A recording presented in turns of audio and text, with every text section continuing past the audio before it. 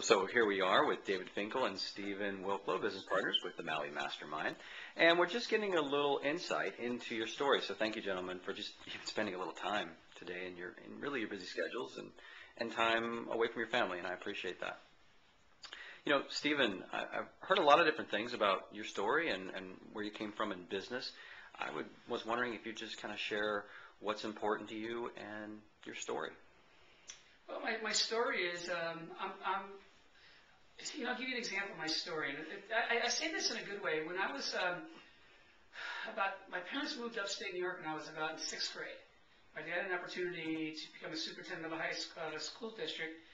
And at that time, my parents bought a farm, which was in farm country. But I didn't actually find this out until later on. They actually bought the farm because they weren't sure whether I was going to go to college or not. So they were actually kind of buying a farm for me to be a farmer. And it's a phenomenal, occupation. A lot of my best friends' parents had huge dairy farms. I'm talking 5,000 cows, dairy farms, and it was kind of funny because that was never any interest I would ever have. And I guess I never thought I wouldn't go to college, but because I had some educational challenges, which I did. I found out I had dyslexia in my junior high school. Didn't know it, wasn't diagnosed. Very unusual type of dyslexia. A little bit, folks out there, above average IQ, very good eye-hand coordination, great athlete. I was short, small, tiny, whatever you want to call me. I was and still am. But I'm pretty tenacious. And I remember finding out my sophomore year that my parents had bought this farm for me to be a farmer. And I was like, it was almost like, that's it, I'm going to college. And so basically, I'm the type of person that if you put a challenge in front of me, I'm going to do my darndest to get through the challenges. And so that's kind of like, that's not my story, but it seems like I've always had to go. I think it really brings out the essence of you, though, and who you are as a person. I took something called the Kolbe several years ago, which kind of. The Kolbe? Kolbe, KOLBE.com. And if you've never taken, I suggest you think about it out there.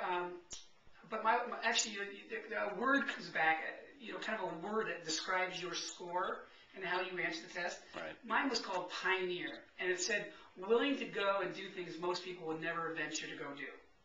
I thought, that's pretty apropos. I mean, I went to a very large college in upstate New York, very large. I had 10,000 people in my graduating class, and I was the only one to have my degree.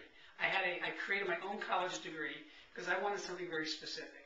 And I guess that's kind of who I am. I decide what I want to go do, and then I'm very focused and I go do it. Now, along the way, I made a lot of mistakes because one of the things I can see now is I didn't have a peer group going with me in a group of people that could keep me accountable and also to have bounce ideas off, because I'm good, but I tend to put blinders on.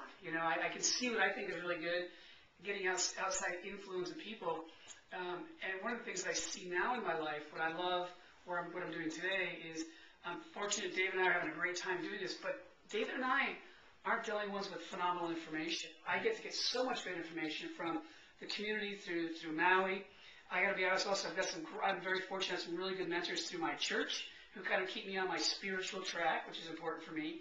I've got people who, when I play golf, I've got some great friends who are good golf with me to help me keep my golf swing on track. Because when I was younger, I really had a hard time hearing others' advice because it was my personality. So, but my story is I'm a survivor, and I think, in this day and age, we've all got to be survivors. We've got to figure out how to get to that next place. Because, again, I don't know many of us that haven't taken some kind of a challenge upon our plate with where we are now. And, we keep moving ahead. We don't quit. Failure is going to happen. I believe failure is going to happen in my life. But quitting is not something that I do. I just don't quit very well. I have to get knocked out. I got to get knocked out by the boxer because I'm not going to go down with the 10 count. He's got to take me out. It's so extraordinary about you and David's stories and just spending the time this weekend. It's that you're so willing to share the challenges that you both had, and being really honest about it, not just really kind of diving into what some would call perhaps some personal areas. I think that's what really makes you all both pretty unique, because you share those experiences so that I think we can see, certainly I can see myself through your experiences. Something I find for Stephen, I know one of the things that I admire about Stephen and where I find that you challenge me in a great way is your transparency of Stephen's never been someone who's going to duck an issue. If it's a tough conversation, he's going to have it, which is a wonderful quality to have in a business partner. Sometimes it's inconvenient because there are times that I want to duck the conversation, but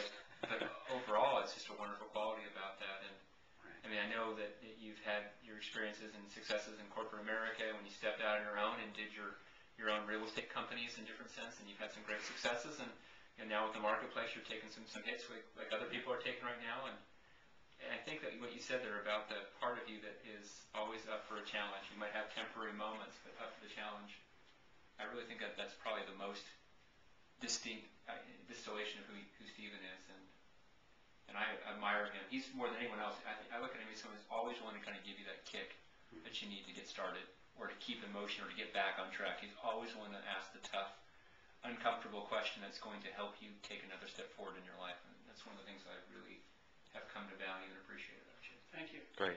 Thanks very much, gentlemen. I appreciate your time. Thanks.